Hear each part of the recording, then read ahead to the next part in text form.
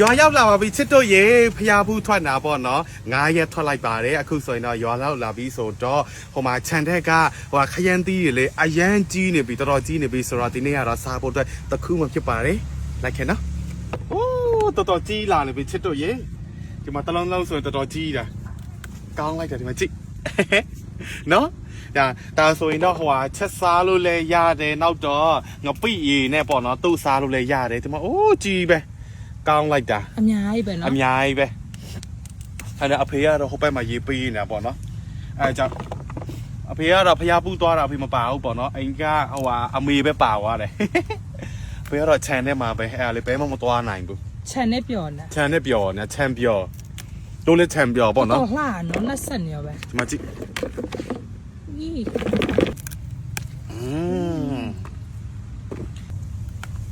ကြီးပဲကောင်းတယ်နော်ဒီဟာဟိုးညံနေရောကြီးညံနေရောပြီးလုံခဲ့တဲ့အပတ်တော့ပဲစမ်းတို့ခြံထွက်လာတယ်ပေါ့တေးသေးလေးပဲပြီးခဲ့တဲ့အပတ်တော့ဟိုဟာကစုံဥတူတော့ကကြတော့ဒီကောင်တေးသေးလေးပဲရှိတယ်အခုကတော့ကြီးညံနေရောလာဟိုဘက်ဖျားတီးတလုံးကမရတော့ဘူးလားပေါက်သွားပြီဟုတ်တယ်ညနာပေါက်သွားချင်းကြည့်လိုက်အောင်မအော်အေးပေါက်သွားပြီအိုးပေါက်တော့သွားပြီအော်အေးဟုတ်တယ်ဟောမပြောလိုက်တယ်ညအရင်မကြည့်ဘူးအဲ့ပေါက်သွားပြီ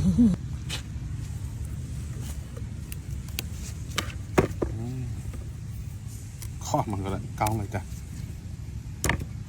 အဖေကတော့မြင်တွေ့တဲ့အတိုင်းပဲချစ်တို့ရေမနဲ့လည်းမနာညနေလည်းမနာအဖေကတော့ဒီလိုလောက်ရတာပျော်တယ်တဲ့စိတ်ချမ်းသာတယ်တဲ့အဲကြောင့်ကဲဒီဘက်မှာလဲကောင်းလိုက်တာနော်ဦးပျော်စရာကြီးခူးရတာအမျိုးခြံထဲမှာကိုစိုက်ထားတဲ့ဟာတွေပေါ့နော်ကိုရဲ့ခြံထဲမှာထွက်တဲ့အသီးတွေနဲ့ခူးရတာကိုအရသာတော်တော်ကောင်းတယ်ဝယ်စားကြတော့အဲ့လောက်ထိမကောင်းကိုတိုင်းခူးပြီးတော့မှအဲ့ဒါချက်စားတာတော်တော်ကောင်းတယ်ဒါဖျက်တီးနောက်တစ်လုံးရနေပြီထင်တယ်အဲ့လိုမျိုးလက်နဲ့ကိုင်းတာကိုရနေပြီလားမသိဘူးဒီကောင်နော်ဖြောက်လိုက်ကြခဏကြိုက်ပေါက်မှာဖြောက်လိုက်ကြစို့ဘာမညုံတော့ဟောနုခူးတဲ့အဲ့ကြိုက်ပေါက်ရနေပြီထင်တယ်ရပြီထင်တယ်နေ့သွားကောင်းလို့ဟုတ်လားသွားနေငါပေါ့အဲ့ကောင်းနေပါလားကောင်းလေလားကောင်းလေငါခွဲပေးမယ်อุ้ยကောင်းနေစားကြည့်လိုက်ဟာညောင်對呀ကြာဝါနော်ဟိုကောင်ကဟိုကောင်ကြာဝါတယ်ဦးကောင်းလိုက်တာတန်လေးหวานมากอ่ะ my god ကျန်ဟဲ့တော့จุดတယ်နော်จุดလိုက်တာခေါ်သူကတော့ဟိုအသေးဘာလဲအသေးဆိုင်အလုံးသေးပေါ့နော်သူကမကြည့်ဘူးဒီဒါတော့အရွယ်ပဲလားမသိဘူး oh my god ဆမ်ရှစ်မပါမပြီးကင်မရာမန်မပါဘူးอัดเนอะก็ยังแบบตูกับที่อะไรหันในใกล้ไรพี่ครับ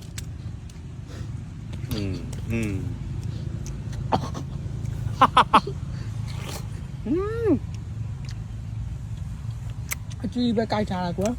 စကားပြောရမရ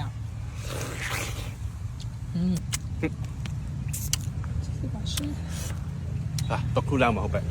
စမ်းတို့ဖျားဘူးထွက်တာချစ်တို့ရေဟိုဟာရောက်တယ်တောင်ကြီးသွားတယ်နောက်တော့ကလောသွားတယ်အဲ့ဒါပဲပေါ့နော်ကလောဘက်ကရှုခင်းနေလိုက်ကြည့်တယ်နောက်တော့တောင်ကြီးဖျားလိုက်ဖူးတယ်အိုးအမေတို့ပျော်နေရောအမေတို့အမတို့နောက်တော့အတော်လည်းပါတယ်ပေါ့နော်လူရောက်20ကျော်တယ်အမလီမလွယ်တော်လေးဘာလို့လဲဆိုတော့တနေရာသွားလို့ရှိရင်လူစုရလေအမလီတော်ပင်ပန်းတယ်ဒါပဲပျော်လဲပျော်ရပေါ့နော်အဲ့ဒါလေးဟဲအဖေနဲ့အမေနဲ့ပေါ့နော်ကိုတွေကတာဝန်ယူတာတခုထဲလည်းမပေးဘူးအဲ့လိုမျိုးဖေနဲ့မေနဲ့ပျော်ရွှင်အောင်လဲကိုကဖန်တီးပေးရတယ်ပေါ့နော်မိသားစုတွေပျော်ရွှင်အောင်လဲကိုကဖန်တီးပေးရတယ်ပေါ့နော်အဲ့ဆိုရင်လဲကိုလည်းမိသားစုတွေပျော်ရွှင်လို့ရှိရင်လဲကိုလည်းကုသိုလ်ရတာပေါ့ကွယ်နော်အဲ့တော့ကြောင့်မို့အခုဆိုရင်တော့ကလောတောင်ကြီးခရီးပြီးသွားပါပြီနောက်မိုးသွင်းဆိုရင်တော့ဖအန်ခရီးစင်သွားမယ်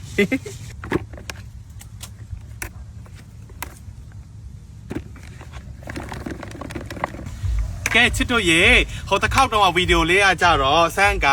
ပေါ့နော်ဒီအသားဖြူလိမ့်နဲ့တီခရင်လေးကိုစမ်းက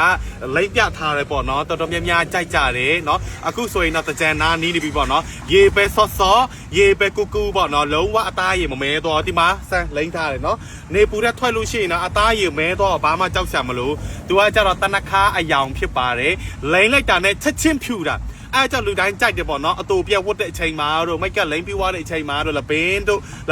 က်တို့ဆိုရင်တော့လေချက်ချင်းဖြူရအောင်ပေါ့နော်ဒါလေးကိုလိမ့်တင်ပါတယ်လိုရှင်းနဲ့လဲရောလိမ့်လို့ရပါတယ်သူ့ရဲ့အသားအယောင်လေးကိုပြမယ်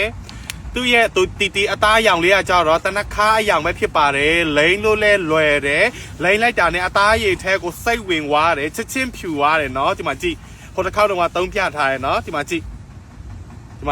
လိန်ပြီးွားနဲ့ချက်ချင်းချောလေးပေါ့နော်လုံးဝမပြဘူးတနခါရောင်ဖြစ်လို့တော့ကြောင့်လုံးဝမပြဘူးအသားအရန်ညိုတဲ့လူတွေတော့ဆိုနေလို့ရှင်းနေတော့တင်လို့ရတယ်နော်မဖြူဖို့ဆိုတော့ဘာသူပြောလဲမမဆန်ရဲ့အသားဖြူအသွဲလေးကိုတုံးကြည့်ပြီးွားပြီလားတုံးကြည့်တကယ်ဖြူတယ်အရုပ်ငွေချေပို့ပေးရနော်အမြန်လာမှာစာလာပို့ပေးပါနော်လက်ကားရပါတယ်ဒီတစ်ခေါက်ကကြတော့ဆန်ကဒီအသားဖြူဆက်ပြလေးကိုစမ်းပြပေးမှာဖြစ်ပါတယ်ဒီမှာစပ်ပြာလဲလမလို့ရနော်စပ်ပြာတစ်မျိုးထည့်လဲရတယ်တီခရင်တစ်မျိုးထည့်လဲရပါတယ်လမလို့ရပါပေါ့နော်ထိုင်းနိုင်ငံမြန်မာပြည်အနှက်စင်ကာပူမလေးရှားအကောင်လုံးပို့ပေးပါတယ်လက်ကားရပါတယ်ဒီမှာစပ်ပြာနော်စက်ပြာကကြတော့လေရေမကောင်းတဲ့နေရာမှာတို့ဒီစက်ပြာလေးနဲ့တုံးသိတယ်နော်ဒီစက်ပြာအရန်ကောင်းတယ်ချက်ချင်းအသားရည်ကြီးွားတယ်နော်ဒီကောင်အမြောက်လည်းအရန်များတာဒီမှာအမြောက်ဘယ်လောက်ထိထွက်လဲဆိုတာစမ်းပြမယ်နော်အခုဒီခရင်လိမ့်ထားတာနော်ရေထိလို့ရှိရင်လုံးဝပြတ်သွားတာမရှိဘူးလုံးဝပြောင်းမဲသွားတာမရှိဘူးဒီကောင်လိမ့်ထားတယ်နော်လုံးဝပြတ်သွားတာမရှိဘူး तू ကတပူးကို3000ကျွဲနော်ဆက်ပြာကကြတော့12500နော်အကုန်ဝါပြီးွားလို့ရှိရင်အသားရည်ပြန်မဲလားမဲကြတယ်ပေါ့နော်ပြန်မမဲပါဘူးအသားရည်ကိုယ့်ရဲ့ငကိုအသားရည်ထက်ကိုဖြူလာတာကိုကြည်လာတာကိုမြင်စေရမှာဖြစ်ပါတယ်ဒီမှာကြည့်အမြောက်နော်ဘယ်လောက်များလဲဒီမှာကြည့်အရန်ရေချိုးလို့ကောင်းတော့ဒီဆက်ပြာလေးကနော်တော်တော်များများကြိုက်တယ်နော်ဝယ်တောင်းတဲ့လူတွေလေးဆယ်ခဲလာအားပေးကြတယ်ပေါ့နော်ဗီဒီယိုကြည့်ပြီးတော့မှပုံလာပြတယ်ပေါ့နော်ကျေးဇူးအများကြီးတင်ပါတယ်ဒီခေါက်ကဆက်ပြာကိုစမ်းသုံးပြပေးဖြစ်ပါတယ်မျက်နှာသုံးလို့ရလားဆိုရင်တော့မျက်နှာတစ်ကိုယ်လုံးတော့တိုက်လို့ရတယ်မျက်နှာပေါ်မှာဝက်ချန်ရှိနေလို့ရှိရင်တော့မျက်နှာမတိုက်ရင်နော်ဝက်ချန်မရှိဘူးဆိုရင်တော့မျက်နှာမှာဖြူသွားမယ်နော်ဒီမှာကြည့်ကိုကလေဒီဆက်ပြာကိုတုံးပြီးွားတာနဲ့ပေါ့နော်လက်ကိုတေချာကြည့်လိုက်လုံးဝချောထွက်ပြီးတော့မှလေလုံးဝကြည်ွားတယ်အသားကြီးချောလေးဖြစ်သွားတယ်ရေချိုးပြီးွားနဲ့အသားကြီးလုံးဝချောလေးဖြစ်သွားတယ်နော်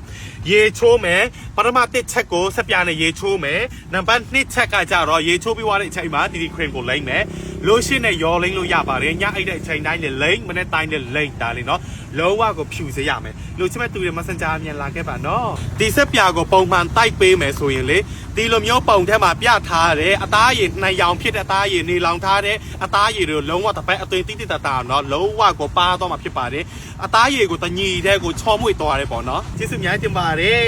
ဒီနေ့ကကြတော့ခရမ်းတိခုပြထားတယ်ပေါ့နော်နောက်ရက်ထက်မှာဆိုရင်လည်းနောက်တစ်ပတ်ပေါ့နော်ဆန်တို့ထပ်ပြီးတော့နောက်တစ်မျိုးခုပြမှာဖြစ်ပါတယ်ကြံတဲ့တဲ့အများကြီးပဲပေါ့နော်ဘိုင်ဘိုင်ပစ္စည်းမှာပဲတူတာကောင်းလို့အမြန်လာခဲ့နော်အမြန်လာခဲ့ပါအမြန်စာလာပို့ပါအရောက်ငွေချေပို့ပေးပါတယ်အိမ်အရောက်ပို့ပေးမယ်နော်โอเคဘိုင်ဘိုင်